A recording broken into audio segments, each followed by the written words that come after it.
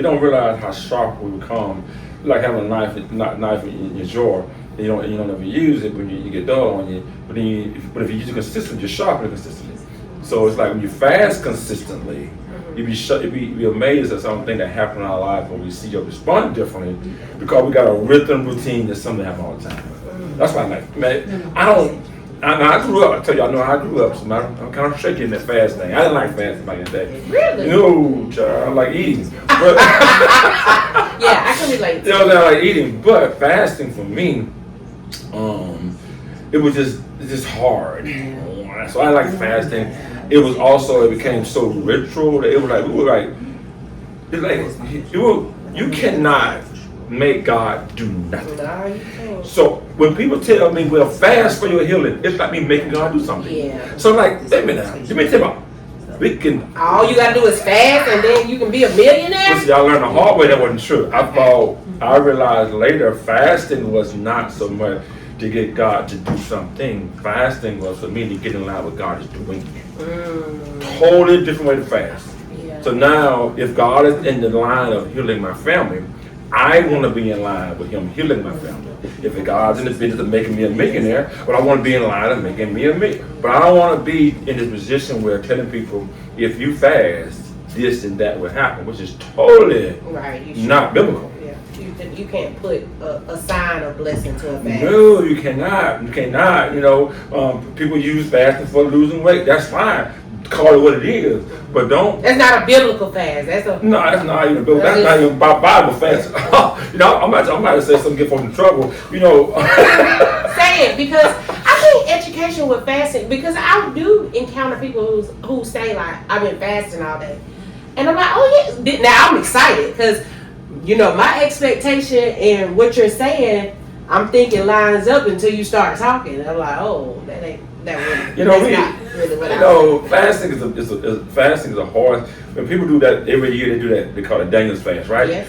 Daniel was not thinking about fasting when he did that. Okay. He just was thinking about not selling himself out to the food they were eating. Right. It was not considered a fast in Daniel's eyes as much as him putting God first and not surrendering. We take it and call it a 21 Daniel's fast. But Daniel never called it a fast. Now I'm not saying don't call it a fast. I'm not saying don't do it. See it for what it is. So now people are on this rat race on the first year, hollering out what they got going on. I'm not saying don't do that. I'd rather see you do that than nothing. I'm just good with telling me what it is. We call it Daniel's fast, but he never called it a fast himself. That's all. I don't like ignorant teaching. That's all right. If you're gonna tell us what it is, and people sell books. They got stuff out there. They got recipes. Oh my goodness. So let me ask you this, Pastor. If you had to give somebody like a playbook, if you had to write a playbook about fasting, and when I say playbook, like what are some of the things that are like a must not miss when you fast? When you decide, okay, today's gonna be the day that I fast.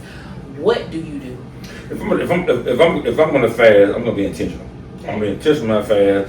That's the thing. I take Instagram off my phone. I take Facebook off my phone. I take those things because my phone, it's got a lot of information. I move by my phone. So that's the thing I do on the front side before I get in the fast off my phone. They grab my attention.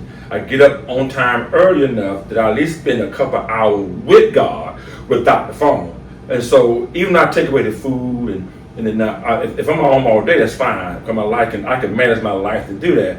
But if I gotta move around a little bit, I know at least if I fast 6 hours, 12 hours, that's good for me. I'd rather fast intentional than last 5 days and I want to spend time with God one day. Because your schedule don't allow you to do that. It aggravates me when folks say, I fast 5 days, but you only spend time with God 2 minutes. Because your schedule did not allow you to do that. So for me, it's better for us, like we're doing now, do 1 day, 12 hours, even that 12-hour period. You may do 6 hours, 2 hours, but don't tell me you fast and spend no time with God. That is where I didn't like the old way of fasting with weak fasting. Y'all mad with each other, you cut each other eye, you know what I'm saying? You take it. I mean, you really ain't spending time with God. The goal of fasting was to get away from something to get to something. Oh, I like that. So, how do you refute people who say that you can only fast by removing food? Well, they use that because let's be honest, That's our example that we the have. biblical fast is food. Mhm. That's the biblical fast. Biblical fast will stop doing something that you love, and food was the example we have in the Bible. Now, outside of that, you can take comfort from that and fast from other things. Fasting is letting go of something, right? But biblical fast is food. Mhm. It is. It's all food. We just use it in our modern day that we can use that same principle and fast from other things to still spend time with God. Food may not be our issue.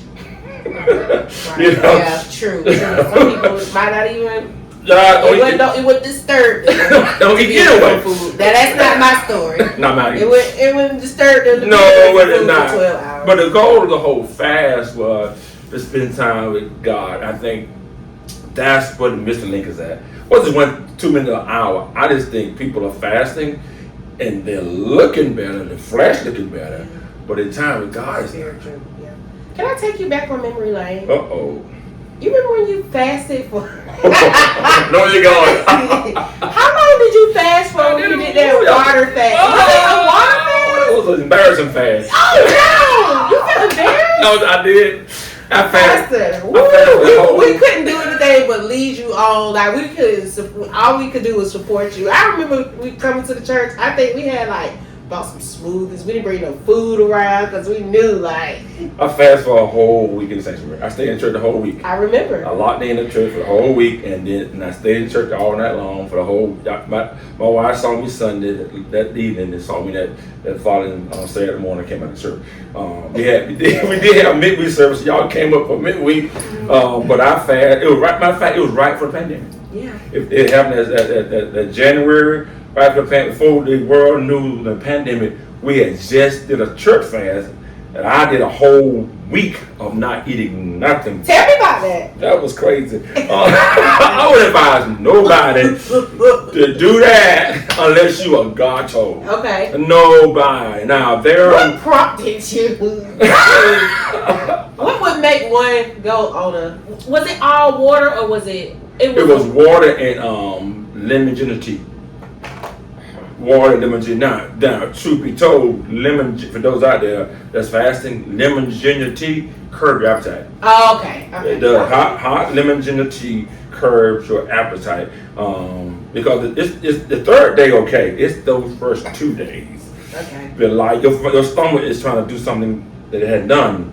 You know, so really on a fast you should ease into it. You shouldn't go cold turkey unless God told you to. And I felt God was leading us to that. And also my pastor had asked us to do it too. Oh, he did? He did. He asked us to do it too. And so I was not the only one doing it. Okay. Some of my spiritual brothers was doing it, and we decided to jump in with him and take that fast. Some did one day, some did 2. Some didn't do it at all. That was literally at all my pastoring life. That was the first time I've done a whole week fast like that. Would you do it again? I don't know. I don't say I won't. But I won't. But I would tell you this though. I would tell you this. The more I am in my pastoring where I am right now, I'm sensing it's gonna be a need for one. Now I do take things like go to the I get away and go spend time with they call them the monks. You know, I spend time with them for a week. Now there at least you don't really fast from food totally. What you do, they feed you 3 times a day, but you can't be on no phone. You pray for 5 times a day. You can't talk to each other. But the food you eat is like rabbit food. It's all rabbit food. No, but that's like a governed fast. Because the whole thing was for 2 things: relax and study. Yeah. That's the You're whole not time. there for anything else but Relax and study. That I like that because that's kind of manageable. But a person that goes through a whole week fast, you better know God told you that. Okay.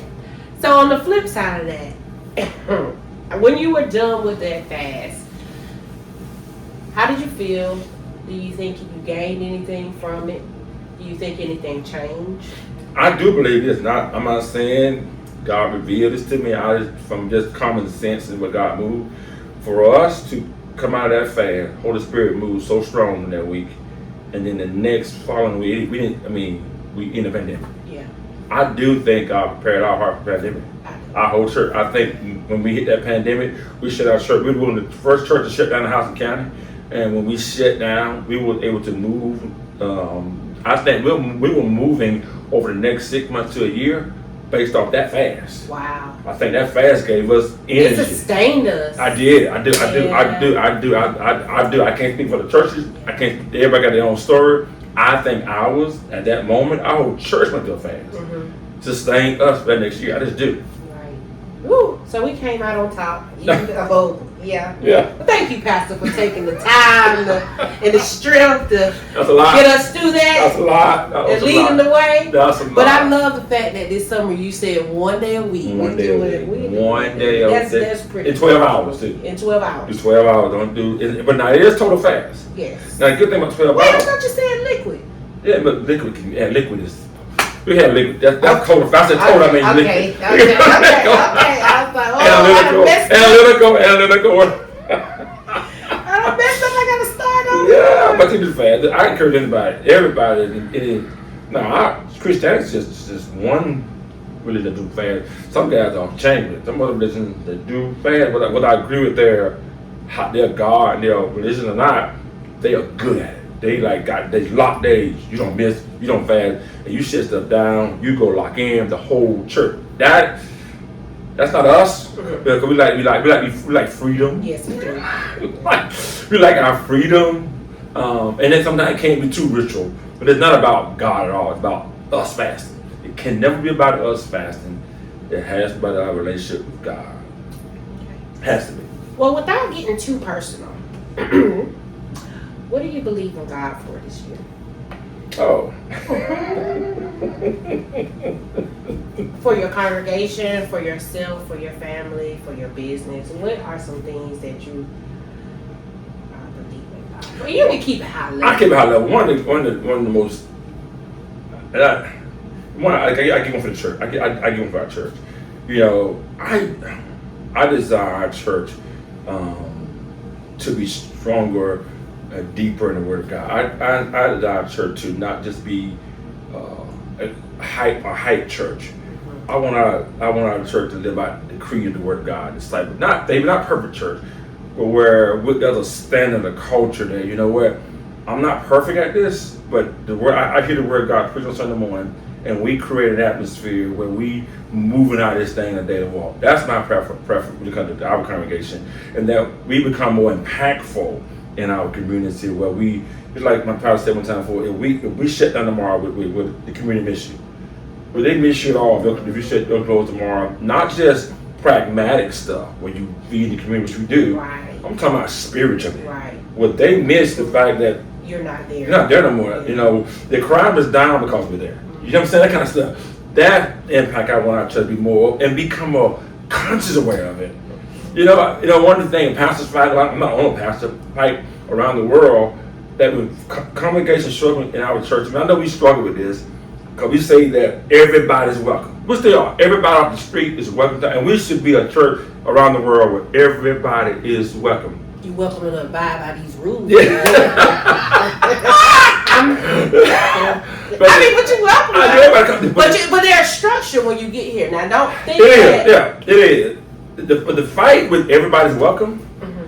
It's everybody's not serving the God you got, so we all struggling to get God to really move because they're about a third of the congregation don't really either expecting Him, don't really care about Him, or just come because Mama told them to come. So the congregation really is not full of people who want God. Right. All right. It's some people, some spectators. It's some. So our modern day church since Jesus left is totally different from Israel, the synagogues and the temple of David, because you didn't come in the synagogue in that area unless you did know God. You weren't coming to figure God. You showed up because you knew God. So in essence, you did discipleship work on the street, and so when folks showed up on Sunday or Saturday, the congregation showed up. That's why David said, I was glad when they said to me, let us go into the house of the Lord. Because you know why? Because all of us in there, we worship Him. Yeah. On most our Sunday morning, we got to do more hype work. You don't have to go to that hype work when everybody is a worshiper, a true worshiper there. We are trying to hype even the sinner up. So that's my struggle sometimes. And the church around the country, some of us are doing well at this stuff, but just hyping us up. But when you really settle down, how many of us really came? And we okay if we didn't have the music. We okay if you didn't show up, but somebody, you know what I'm saying? So that's the struggle sometimes we as pastors have. Because we know it's hard for us to preach sometimes because the whole crowd don't know your God. So you gotta spend time trying to convince someone. Bring them up to speed. And you only got a certain amount of time. But that's one of my prayers. You asked that one question, I took it to. No. Because my family's always, for me personally, on a high level, I'm always trying to make sure how I move every day. My prayer is that I leave a legacy. I don't play games, play short. I don't do short, skip stuff, nothing. I'm not out there leaving embarrassing things, my family, my children, my money, whatever that look like. I want to make sure I leave a legacy for my family, and I don't want to. Dr. Brown told me to come one time. I feel bad for something. I don't really feel bad for some pastors who may have died, have done well. They wrote good books and preached well. Everybody knew they was great. And then they do something scandalous with women or children and leave a scar on their legacy. So now people stop buying your book because there's a scar on your. I don't want to leave a scar on my legacy. I just don't. I want to have a conversation. Pastor, we got we had 5 girlfriends. See, that's a scar on my legacy. It's hard to recover from that. My husband and I were talking about a popular podcast, and the leader of the podcast, he's a pastor, won't put his name out there, but had a past. Okay. Kind of some scandals tied in here and there, baby mama stuff. But I feel that this person has truly done some redemption work. Great. And is really trying to turn a new life in his life. Yes. But and is doing well. I mean, the church I feel is doing well, doing great things in the community, great things. But it's always gonna be that little dark shadow. That's why a legacy is important, and like you said, just clean slate. It is, because what you can't do. We're not perfect. We're not trying to make nobody's perfect. But there's some scars, there's some damages that pastors shouldn't be doing. Yeah, that's true. Not when you hold it. Not when you got too much. Listen, I'm not saying nothing against nobody's profession. Against no one profession, all right? If a barber falls, they ain't not saying it's bad. Well, you gonna still say, can you take my hair? Man, I said in CDs. People are gonna be able to separate the two. They're gonna be like, okay, yeah, you did that, but I still need a haircut. But when you sit on that pulpit, when you fall off that pulpit, when you did with things that you shouldn't be, some very immoral thing, and yes, we should forgive people. Yes, we should. We should do all we do, and we should. But we have, as a pastor, as a preacher, I must remind myself, I may make that act, but I can't control the consequences. Oh, I love that. Therefore, don't try to manipulate that. You know I'm human, you knew you were human when you got in that pulpit. So you got to be sure you're aware of your weaknesses and try to stay away from those things. So I love preaching. I take it one of the most high. It is the highest call outside my marriage that I've done. And I don't give preachers no excuse, and I don't give myself one either. We don't now. We all gonna fall, make mistakes. We should, but money and female children, there's some areas. Woo! Yeah, we shouldn't step into it. Woo! And I'm not. It's just me. So subconsciously, it's hard for me to listen to even preachers who cheat on their wives and stand in the pulpit, and then want to tell us how to live. Now, what I do is I just cut them off. For a judge, I just cut them off. I'm not going to try to talk bad about you because at the end of the day, that's somebody's pastor. Yeah. You know what I'm saying? Somebody told to stay beside him, or her stay beside her. And if somebody died in that congregation, I'm not there. Right. They're calling that pastor. Right. So that's why I tell you, stop talking about somebody as a preacher, because that's somebody's pastor who they really rely on. And when life get hard, they're gonna call their person. yeah. So, but I agree, dog. It's tough sometimes.